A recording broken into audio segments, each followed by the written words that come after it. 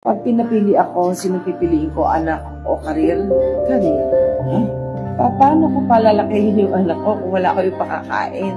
Pero hindi ko ibig sabihin na pinili ko yung karir ko dahil mas mahal ko yung karir ko kaysa sa anak ko. Mas mahal ko yung anak ko. At kung hindi ko pipiliin yung karir, wala siyang environment na mahusay na kinalakihan o school.